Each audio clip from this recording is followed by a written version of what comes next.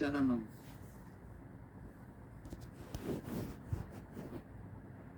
చరణం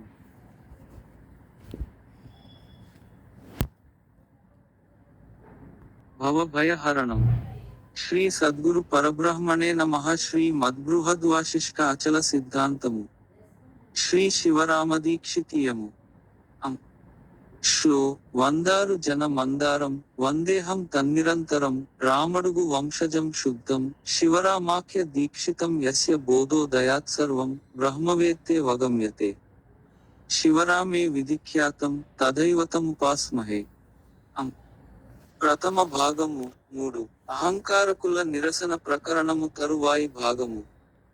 గురువు అప్పుడప్పుడు అభిరుచిని శిష్యునికి గలుగజేయు సాధనల దెలుపుచు ఆ ప్రస్తాపములే చేయుచు ఇంటి కార్యములు చేయించక అతని ధనమును గోరక శీఘ్రకాలమందుననే ఫలితమయ్యేలాగున సాధనలోనికి దేబడుచు ఎప్పుడున్నూ ఆ శిష్యుని క్షేమవర్తమానములే విచారించుచు మన్ననజేసి అతనిని రొష్టుపెట్టక పరమార్థమునుపదేశించి శీఘ్రముగా ఇంటి కనిపి అప్పుడప్పుడు ఆ శిష్యుని ఇంటికి పోయి జీవ చాపల్యము గోరక పరమార్థ విషయమై ప్రస్తాపములజేసి అతని సందేహములకు తగినట్టుగా సమాధానములను చెప్పి మనస్వస్థము జేయుచు రావలెను. ఆ సమయములో అతనిని ధనమడుగకూడదు, పశువస్త్రాదులనడుగకూడదు. అడుగక పోయినప్పటికైనా ఏమైనా ఇవ్వకపోయిననే కించనుంచుకోకూడదు. అతని శక్తి కొలది ఏమైనా నుపచరించిన ఎడల అది తెచ్చుకోవలయును. వద్దనకూడదు. వద్దనిన ఎడల ఆ శిష్యునికి ఏలాగున దోచుననగా చాలక వద్దనెనేమోయని తోచును.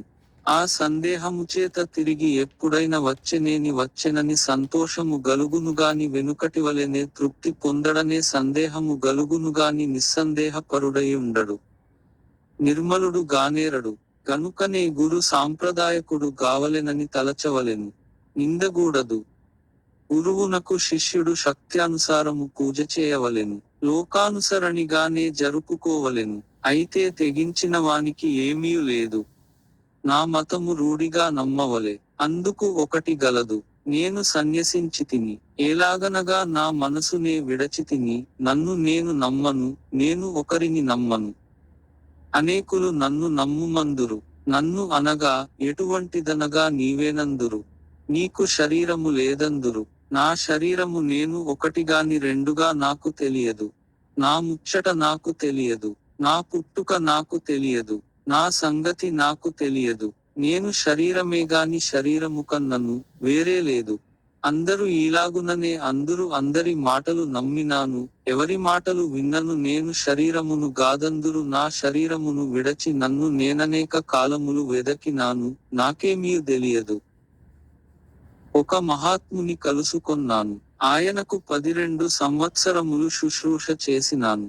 ఆయన అనుగ్రహమును సంపాదించినాను. ఆయన ఉన్నది దెలిపినాడు.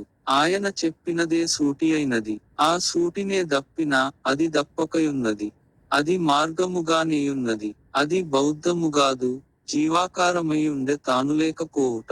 తాను శరీరము ఒకటేనని చెప్పినాడు. అందుకు కొన్ని మాటలు అడిగినాను. ఆ మాటలు గురిగానేయున్నవి. అవి సరిగానున్న మాటలు, అనుభవముగానేయున్నవి. అయితే బౌద్ధమతముగాదు, పాషాండ మతముగాదు, అది మంచి మతమే. ఆ మతము అందరికీ సమ్మతమే. ఆ సమ్మతము పెద్దలు హర్షించేయున్నారు. అందుకేమి కొదవలేదు. ఈ దేహమునకు ఎరుకకు భేదము లేదు. ఎరుక ఎన్నడు లేదో నాడే దేహము లేదు. దేహము లేని నాడే ఎరుక లేదు. ఎరుక లేక శరీరము మాత్రము ఏలాగున గలదు. ఎరుక లేక శరీరము గలవారు ఎవ్వరు లేరు. ఇంకా ఉంది. సేకరణకర్త శ్రీ సదాకరుణానంద సంతోషాచల రాజయోగి చింతకింది.